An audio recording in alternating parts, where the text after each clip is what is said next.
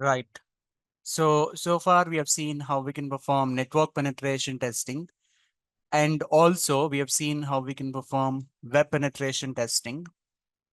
Now we are heading towards the next section of this particular course, and that section is SOC. So before we talk about SOC, or before we move on to SOC section, it is very, very important to talk about something called threat intelligence. So our chapter 19 is threat intelligence. So let's talk about the concepts that we have in this particular chapter. And this chapter is going to be a theoretical chapter. So please bear with me. Okay. So before we understand what exactly a threat is, or what exactly a threat intelligence is, let's try to understand something called ISMS, Information Security Management System, right? This ISMS, or Information Security Management System, is nothing but a framework with set of practices and set of components which will help us in protecting the sensitive information that is there in a specific organization or in a specific organization network. For example, if you take a look at my screen, we have some kind of practices here like security infrastructure, attack prevention, compliance and validation, security operations. By taking advantage of these things, we can protect the information that is there in the organization. Let's start with the first one, security infra or infrastructure. So this is where we implement some kind of information security controls, right? For example, we concentrate on perimeter security, right? Where we try to deploy firewalls, IDS, IPS, which will help us in detecting different attacks that are happening on our network, right? And also we concentrate on network security, right? We'll make sure that everything that is moving in the network is properly being protected, right? And in the same way, in organization, if there are any applications that are running, we'll try to concentrate on application security as well, right? For example, let's say some kind of web application is running. We'll make sure that this web application is using proper protocols like HTTPS, right? And we'll make sure that this web application is not having any vulnerabilities or weaknesses, right? And we'll concentrate on host security. See,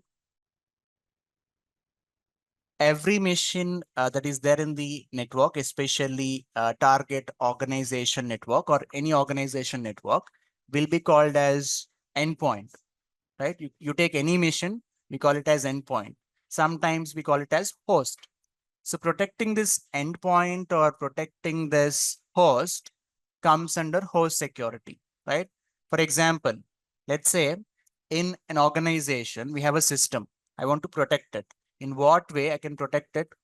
What are the defenses that I can add to protect the system? First thing is I can set a firewall. Next, I can deploy HIDS. What is HIDS?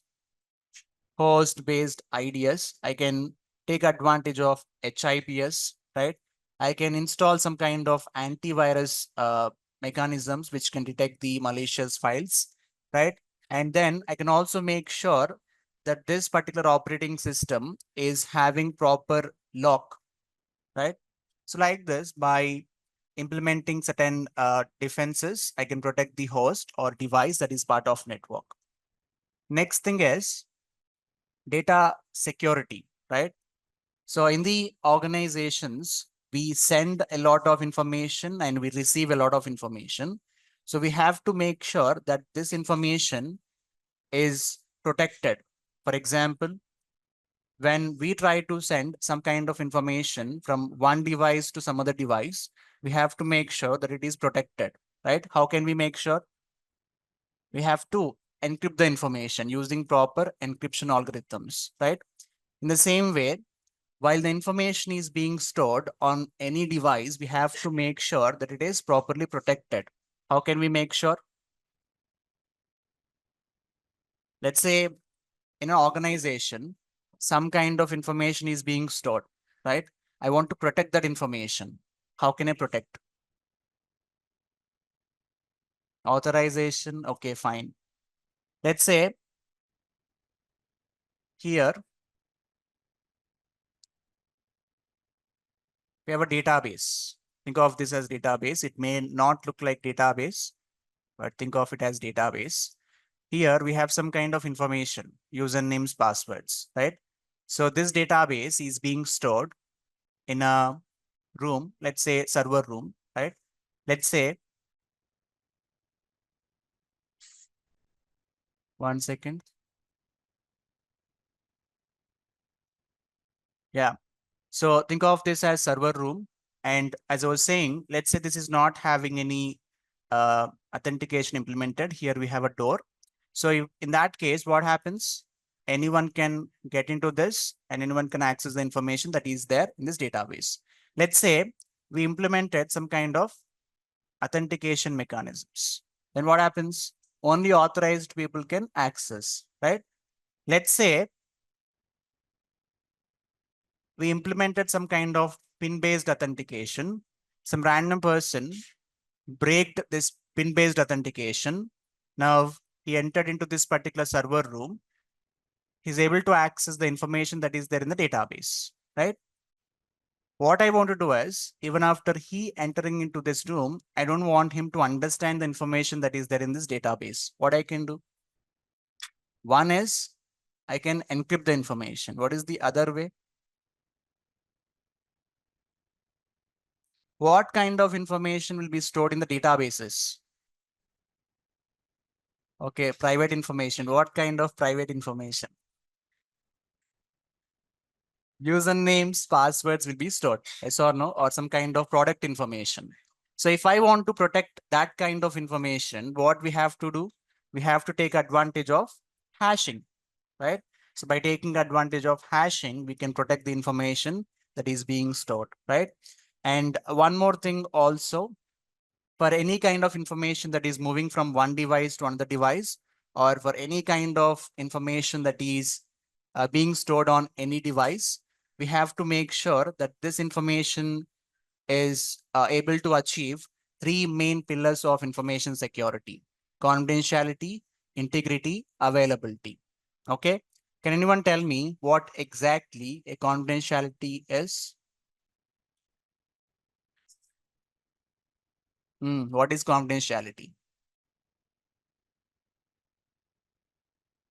Now, what is the exact meaning of confidentiality?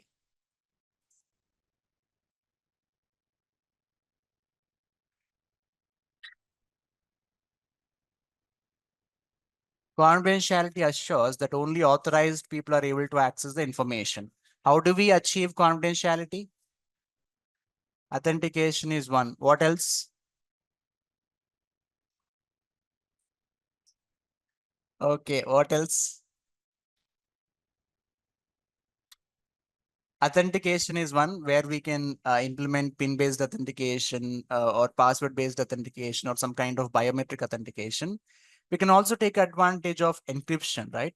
So if we use encryption, only authorized person who has this key to can see the information, right? No one can see the information. Now tell me, what is integrity?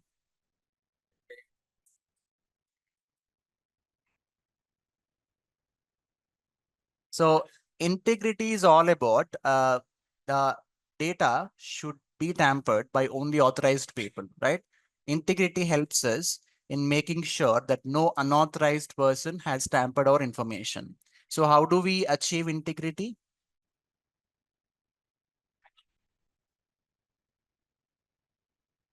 We use hashing, right? The help of hashing, we achieve data integrity. Now, tell me this, availability. Hmm. Data should be available to authorized users whenever they want or whenever they need, right? So how can we achieve this availability? We talked about these things multiple times. That's why I'm raising questions. Availability. How can we achieve availability?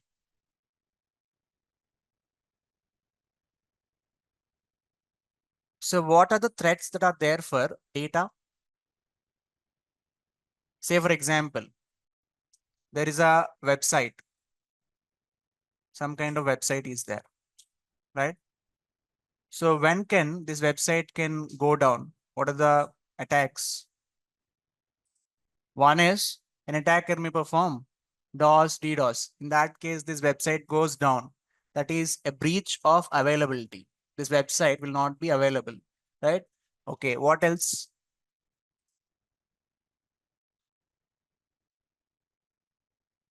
Okay, an attacker may gain access to server on which this website is being hosted, and he may deface the website, right? In that case also, it may impact availability, right? What else?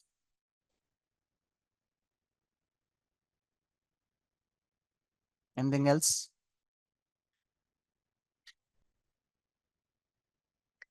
So these are some threats when it comes to this particular website's availability. If I want to achieve this availability, what I have to do? First thing is I have to add some kind of defensive mechanisms which can protect the website from DOS and DDoS attacks, right? For example, there are some kind of defenses like anti-DDoS defenses. Using those, we can protect the website. Next, let's say I don't want any hacker to compromise the web server. What I have to do? We have to make sure that there are no weaknesses on this server. If there are no weaknesses, no attacker can gain access. Okay. So this is about security infrastructure. There is one more thing, attack prevention, where we try to prevent the attacks, right, that may performed on our organization network by attackers. Okay. To perform this attack prevention, we take advantage of two things: vulnerability assessment, penetration testing. Now, if we combine these two things, it is VAPT, right? What we do under VAPT? Very good. We perform vulnerability assessment and penetration testing. But what exactly we do under vulnerability assessment and penetration testing? So, so we try to identify vulnerabilities that are there on different machines, and if these vulnerabilities are exploitable, then we try to fix those vulnerabilities. If we can fix the vulnerabilities, no one can attack the machines that are there in our organization. So that falls under attack prevention, right? Next thing is compliance and validation, right? Like a will have a lot of sensitive information. To protect that sensitive information, we have to follow certain standards, certain frameworks or policies or rules. Following these standards, rules, or set of regulations will be called as compliance. Okay. For example, let's say your organization deals with some kind of payment card information or payment information. What it should follow?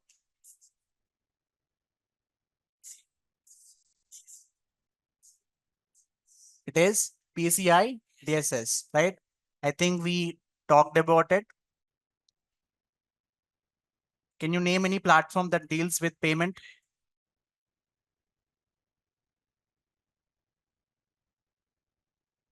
For example, if I get into PhonePe, so see here, PCI DSS compliant. That means they are following this, right? In the same way, if our organization deals with this particular payment information, it should follow PCI DSS, right? So this PCI DSS has some kind of rules, right? So we have to follow those rules when we take advantage of any payment information. In the same way, let's say your organization deals with some kind of health information or patient's information. In that case, what it should follow? What is it? If your organization is dealing with some kind of what do we call patient's information or some kind of health information, right? So it should follow something called HIPAA. We talked about HIPAA in chapter 12, right? As part of compliance. Okay. So like this, based on what our organization is dealing with, we have to follow certain certain standards and rules, right? Next thing is security operations, right? So just like the above three, security operations plays an important role in our organization network or in organization security, right? Security operations is where we monitor, detect, and respond to different attacks, right? It all starts with monitoring, right? We'll understand what is happening in the network, what kind of packets are coming, what kind of packets are going, right? That falls under monitoring. And then if we feel like some kind of uh, malicious packets are coming, right? We'll try to examine those packets and we'll try to see whether these packets belongs to any attack or not, right? So if these packets belongs to any attack, we'll try to detect that attack, right? That falls under detecting. Once we detect the attack, we try to respond to the attack, right? So we'll try to understand what exactly this attack is, right? How exactly we can mitigate the, impact of this attack, right? For example, think of it like this. We have CCTV cams, right? So what is the importance of CCTV? Why we use CCTV? Kind of monitoring, right? If something goes wrong, we can look into the footage and we can understand what happened, right? And if something went wrong, we can investigate, right? We can understand about that particular incident or activity, right? In the same way, why our operating systems maintain logs? Why they maintain logs? What is the importance of maintaining logs? So our operating systems maintain logs because if something goes wrong, we can look into logs and we can understand what went wrong, right? Even that also falls under monitoring, right? So we covered these three things so far, like security infrastructure, attack prevention, compliance and validation. Now we'll talk about security operations more from here onwards. Okay. Now let's talk about something called incidents response, IR, right? So this incidents response is a reactive process which will help us in reacting to any cybersecurity incident that occurred in organization or organization network. Say, for example, some kind of fire accident happened. What happens? What happens? We call the fire department, right? Or fire engine department, and they come, they'll try to fix it, right? They'll try to understand what went wrong and they'll try to stop that activity, right? Just like that, if some attack happened on our organization or organization network, right? We try to perform something called incident response, where we try to learn more about this attack or incident, right?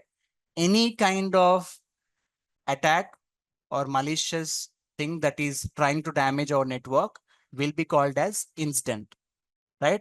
And learning about that incident once it happened comes under incident response, right? We have a role like incident responder.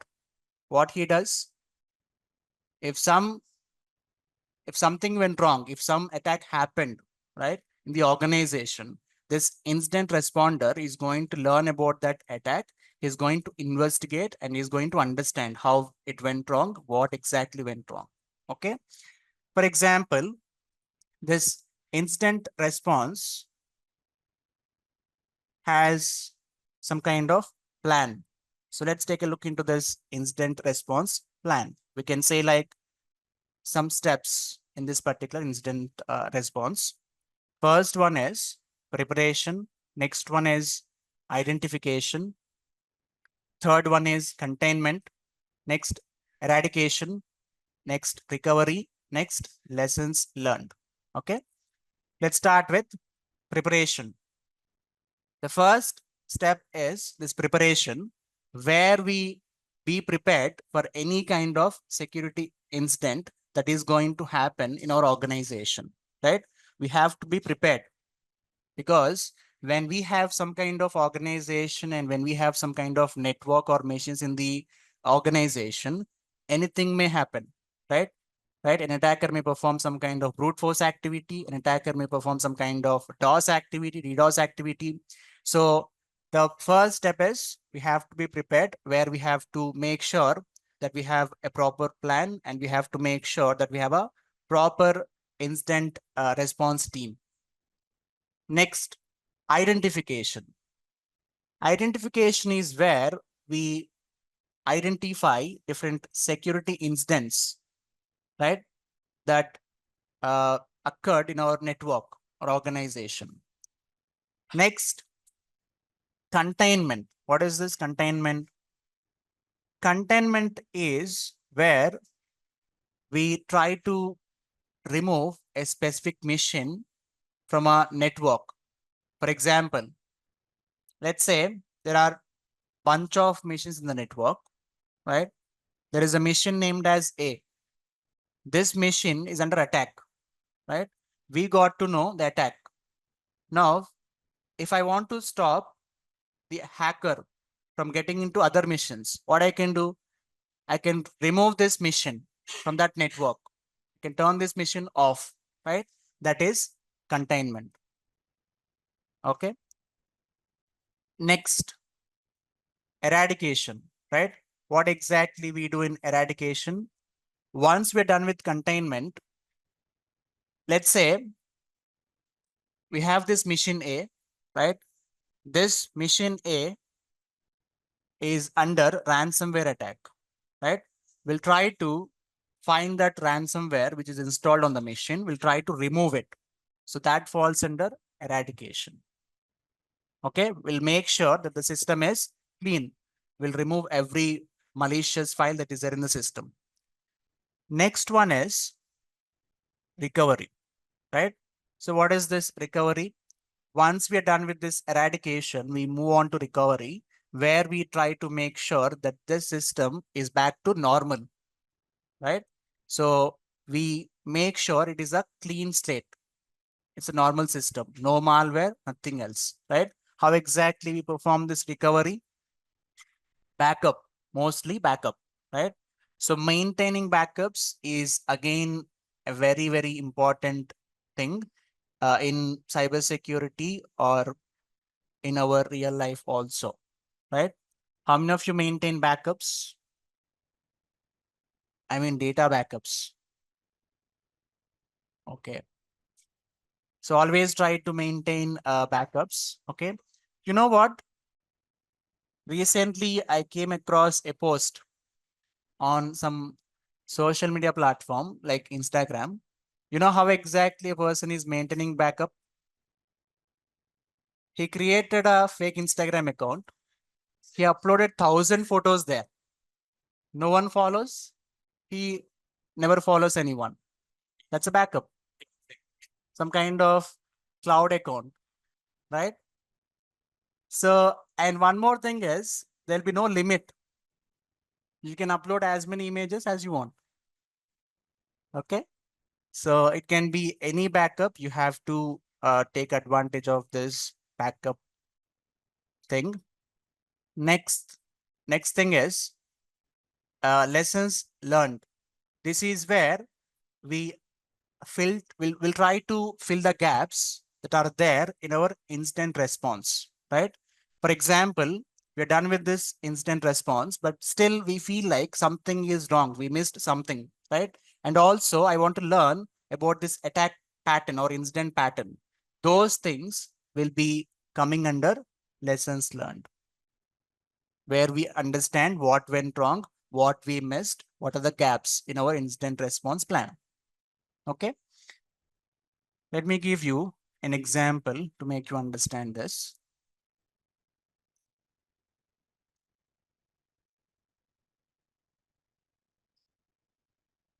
Say,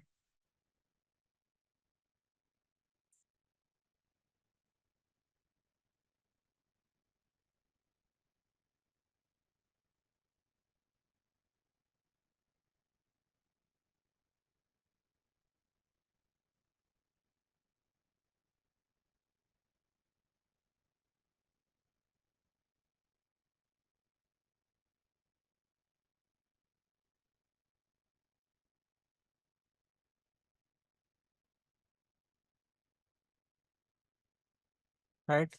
This is an organization network.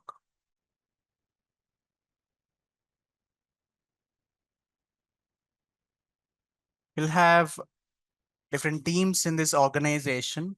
Here we are talking about incident response team. Okay. So this particular team, which is there in the organization, always be ready to take any incident, right? So that comes under preparation, right? So this particular team is ready. Now, let's say here we have an attacker like this. This attacker has initiated some kind of attack on this mission, right? Let's say this organization has SOC in place, Security Operations Center. Okay. When this kind of attack happened on any one mission, on any mission or any mission in the organization, SOC team will learn about that, obviously. And then they escalate this to incident response team. So this comes under identification, where we try to identify the incident that occurred, attack that happened. Next, containment. What we do in containment, this machine got infected, right? We'll try to isolate this machine. Now this is no longer part of this particular network, right? So if I don't move on to this containment, what happens? An attacker may move from this machine to some other machine like this. What exactly this process is called as?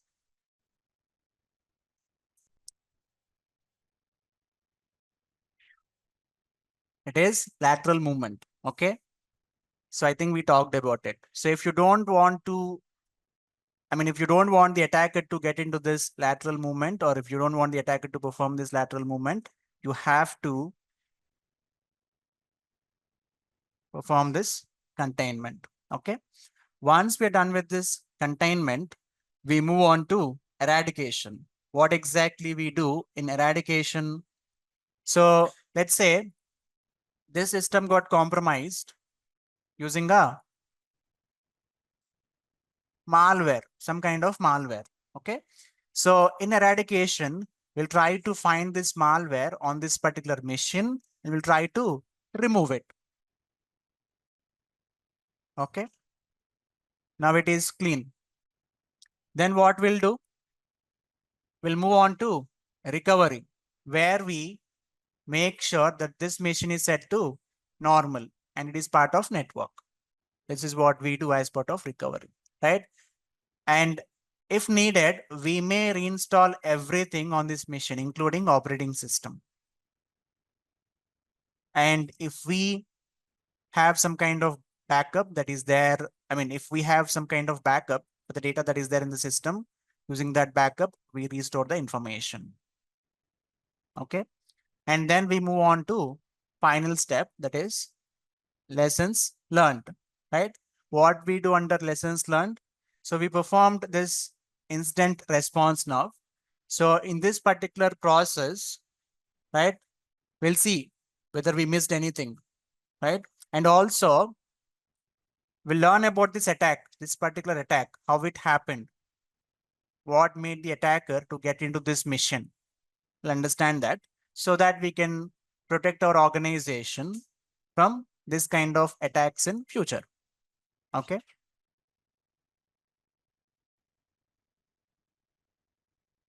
Next, let's move on to something called threat.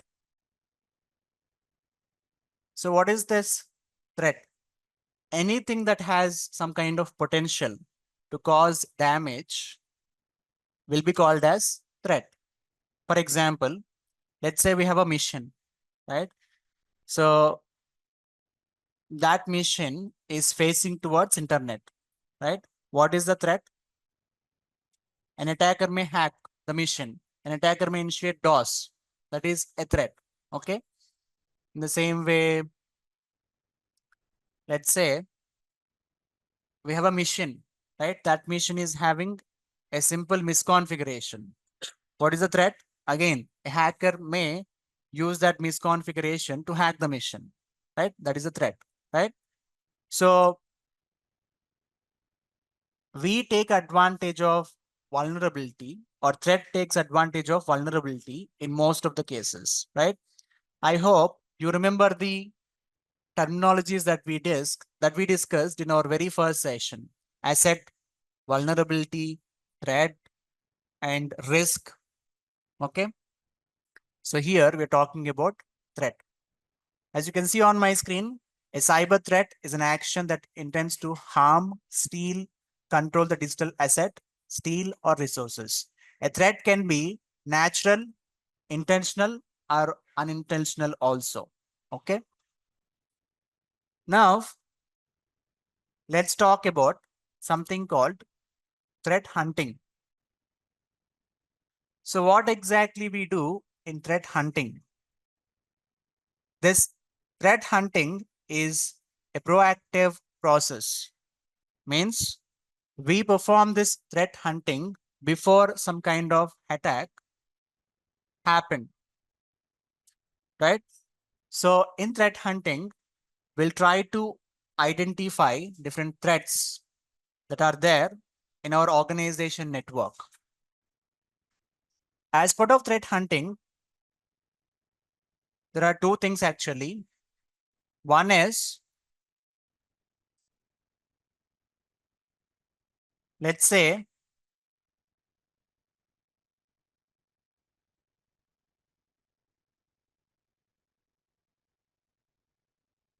there are some missions in the organization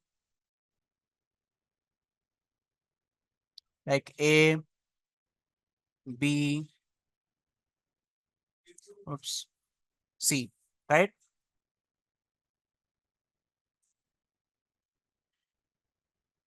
Here we have an attacker or hacker.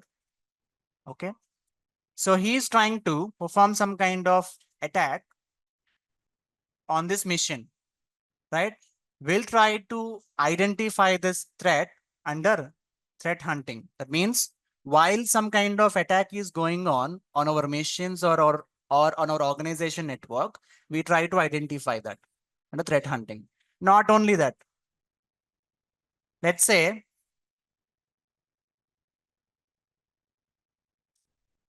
someone already gained access to this mission by bypassing some kind of security defenses or some kind of defensive mechanisms, right? So we'll try to find that kind of threats as well. Okay. And sometimes we'll try to find a threat that is not even in our network, right? For example, let's say we have an organization with bunch of systems, right? So what is the threat that we can expect? A cyber attack. We'll try to guess that kind of threats under threat hunting. Okay. So for this threat hunting, we take advantage of something called threat intelligence. What is this threat intelligence? Threat intelligence is a process of gathering, analyzing, and using information about potential or current cyber threats that could impact an organization.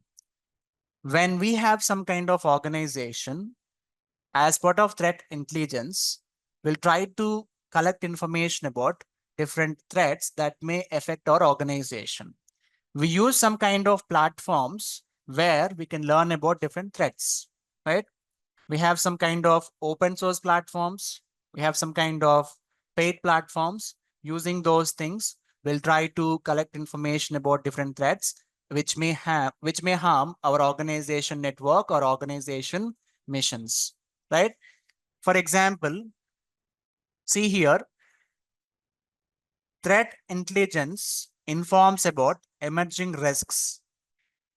Threat hunting detects hidden attackers, and incident response manages active incidents to minimize impact. For example, let me explain this here.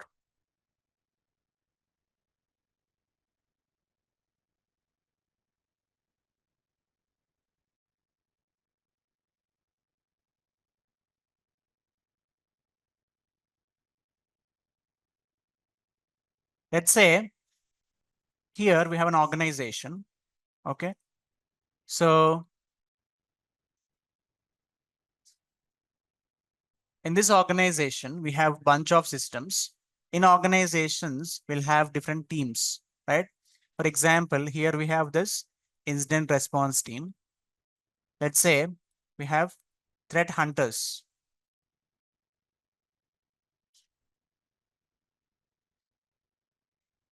right? Let's say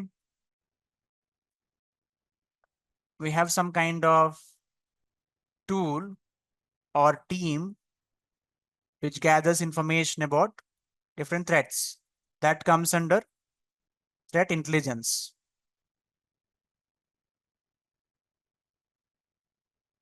Which collects information about different threats.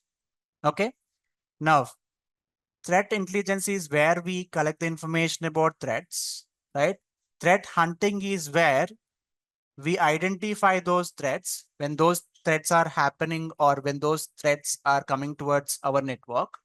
And once the threat is detected, we hand over that threat or incident to IR, incident response team. Okay. This is a three-step process. If we talk about threat intelligence, threat hunting, and incident response. Okay.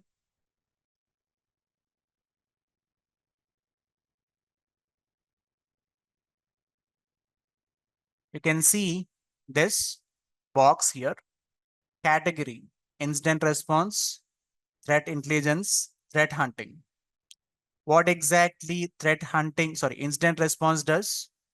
It manages and recovers from different incidents, right?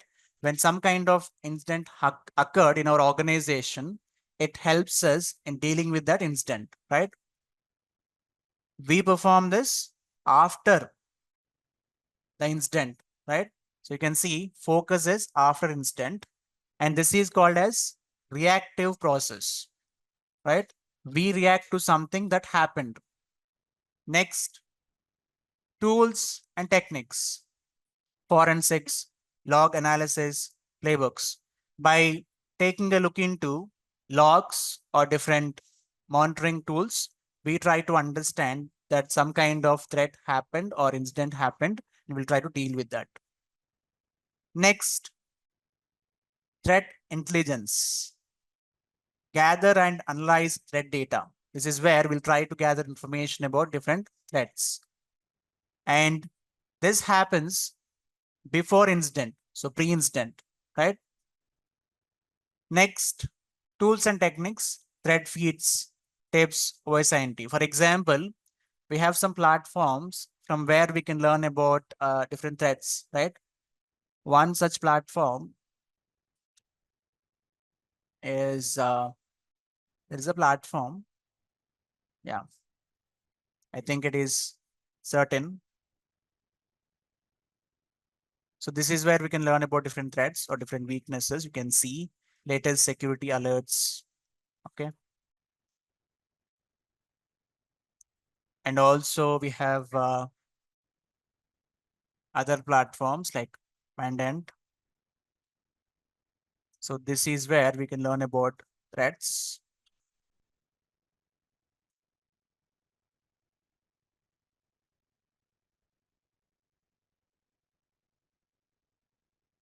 See, threat intelligence, learn more.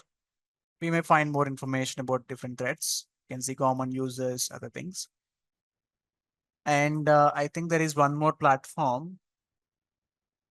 Yeah, you all know Virus Total. Even this may act as threat intelligence platform, because using this, we can understand what kind of malwares are there and what kind of techniques targets are, I mean, attackers are using to build malwares, right? So there is one more platform like Recorded Future, if I'm not wrong. Yeah. So here also we can learn about different threats. Certain, Minent. Next, we mentioned Virus Total and also Recorded Future, right?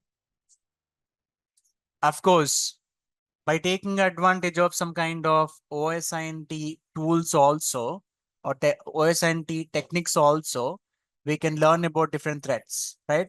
For example, you all remember this OSINT framework that we discussed? This one, OSINT framework. So here you can see bunch of tools and techniques, right? So if we try these tools and techniques against our target, sorry, our own organization or own network, we may find some kind of information, right? And attackers may use that information for different activities, right? So using these things also, we can find threats. The same thing is added here. You can see threat intelligence. Organizations use specialized tools to aggregate and analyze threat intel data. Threat intelligence platforms. Like I said, we have some kind of platforms from where we can learn about different threats, right? Few platforms are paid and few platforms are free or open source. For example, this is open source and this is not maybe, and this is open source again, right? And here also, this is not completely free. Next, security information and event management using SIM tools, right? Or SIM technology, where we use tools like QRadar and Splunk. We can learn about different threats or different attacks. Okay. So even that also helps us in gathering information about threats. And there are some frameworks like cyber kill chain framework or MITRE attack framework, using which we can learn about different threats. You all remember cyber kill chain and MITRE attack framework that we discussed. We can use those frameworks also to learn about different threats, right? For example,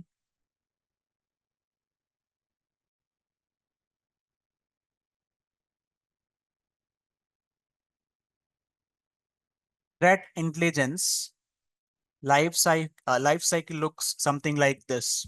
You can take a look at my screen. So it all starts with planning, then it moves on to collection, analysis, dissemination, feedback. So when it comes to planning, you have to understand what kind of uh, threats information you want to gather, right? For example, if your organization deals with some kind of medical, uh, records or medical data, then you may need to collect some kind of different threats information, right? Let's say your organization deals with some kind of systems, networks, right? Some databases. Then you have to collect some other threats information, right? Based on what you want to do, you have to plan and you have to understand what kind of threat information you're trying to gather. That we do under planning. Under collection, we try to collect information about different threats. Once we decide what kind of threats we're looking for, we try to collect that information under collection. Once we're done with collecting information about different threats, we move on to analysis, where we understand what exactly this threat is, what impact it can create in my organization or in my network. Okay. Next, dissemination. This is where we share threats information with different teams so that they can understand how we collected, what we collected, right? So if something is missing, they may help us in feedback so that we can fix that. Okay. So planning, collection, analysis, dissemination, feedback, right? So you can expect this question in some kind of interviews and also in some kind of exams. What is this threat intelligence life cycle? What steps are involved? Okay. So I want you to take an image of this or you can note down. It's up to you.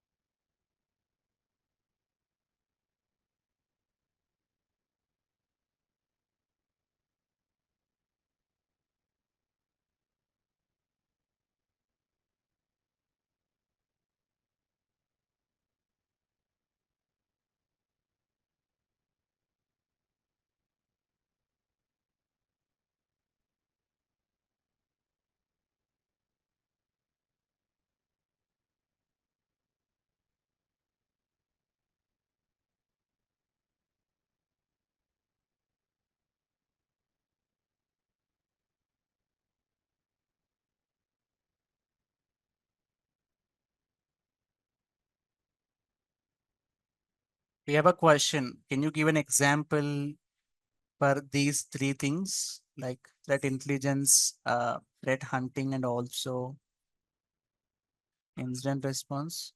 I think we talked about an example, but anyways, let me give you an example for these three things like threat intelligence, threat hunting, and also incident response. Okay.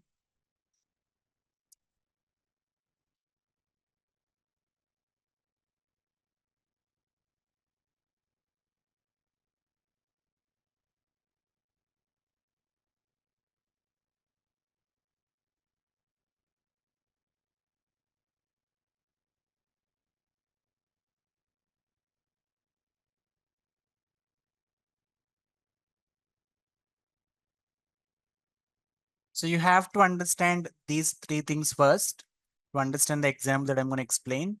So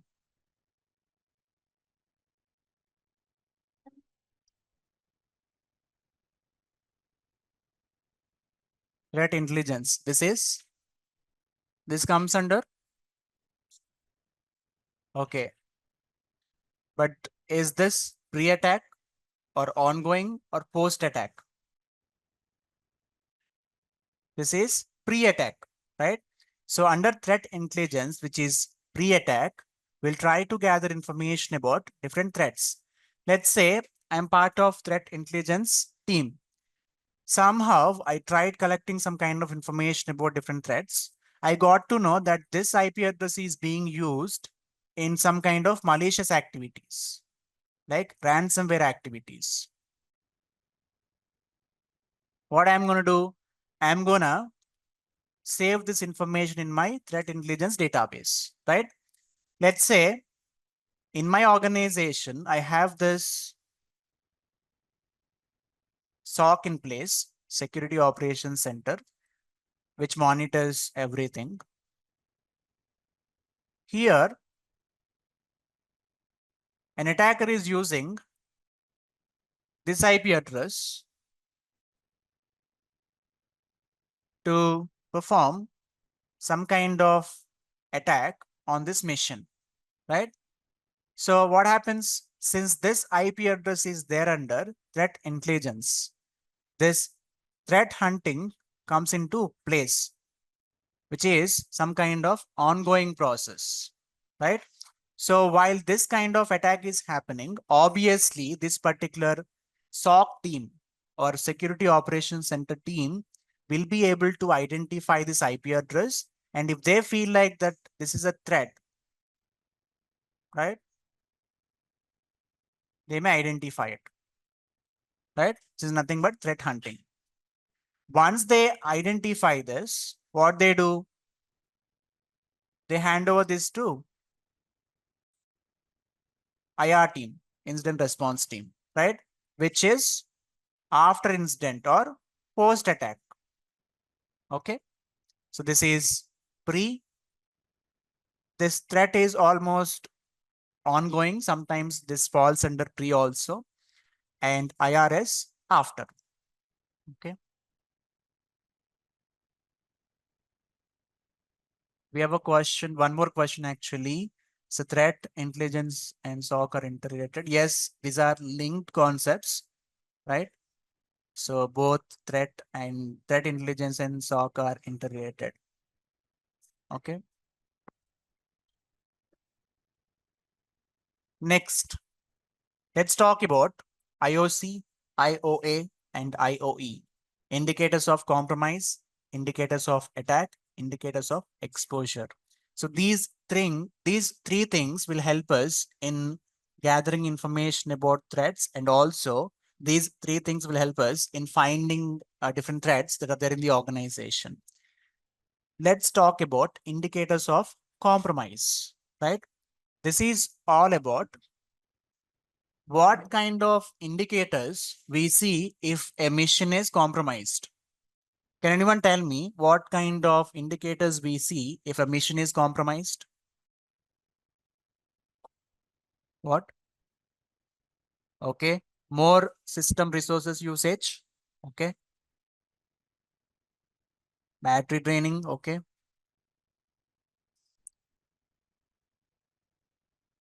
One thing is, like he said, if a mission is compromised, it may use more resources, right? Second thing is, we may see some kind of unauthorized changes in the mission, right? Third thing is, we may see a random IP address talking with this particular device, right? And also, we may find bunch of packets that are coming towards this particular mission, right?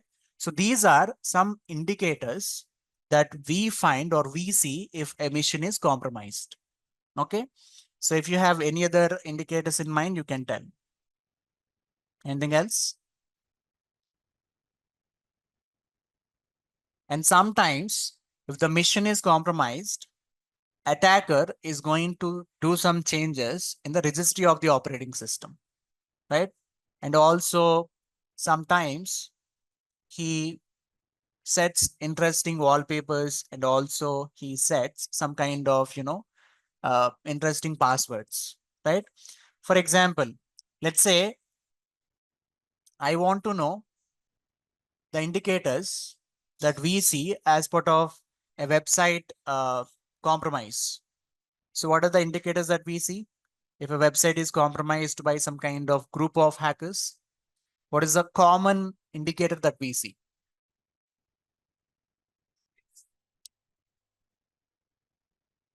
What about others? What is the common indicator that we see? Attendees online. Mostly, if a website is if a website is compromised by any group of hackers or some kind of hacktivist, what they do is they perform this, you know, web defacement, right? Where they change the appearance of the website. So that is an indicator, right? What else? What are the indicators? They may gain access to the web server. They may modify the files on web server, right? So these are some indicators. Device to device, the indicators will be vary, right? And but few indicators will be same. You take any device or any application, few indicators will be same, right? One such indicators is a random IP talking with internal IP. Second is unnecessary packets that are coming towards our device and so on, right? So these indicators are also going to help in identifying different threats, right? When this kind of activities are happening, our security operations team looks into all these indicators and they feel like some kind of threat is there, right? That's where threat hunting comes into place, right? So indicators of compromise comes under some kind of threat intelligence, right? And if any attack pattern is matching with this indicators of compromise, then that falls under threat hunting, right? If any incident happened, that moves on to IR, incident response. Okay. Next, indicators of attack.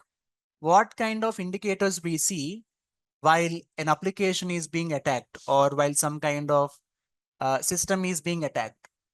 Can you guess? Okay, as usual, large number of packets. What else?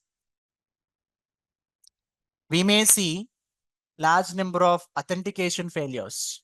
Yes or no? Because an attacker may try some kind of brute force attack or dictionary based attack. Okay. And we may see a random public IP address. Mostly we may see some kind of uh, anonymity IP address, some kind of spoofed IP address. Okay. What else? What are few other indicators of attack?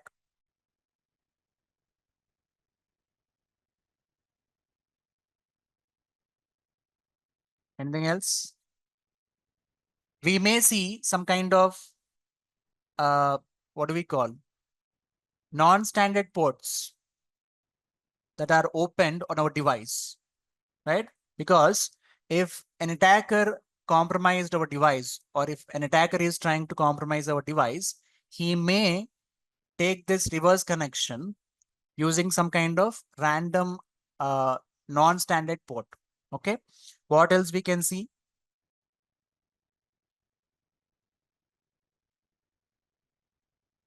Anything else?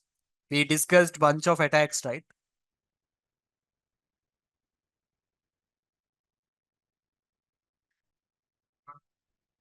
Okay. We may see some kind of unknown files. Fine. So these are some indicators of attack, right? So any indicator which is helping us in presence of an attack falls under indicators of attack, IOA. Okay. Next, indicators of exposure, right? IOE. This will help us in identifying what makes our device exposed to different vulnerabilities or different attackers or different threats, right?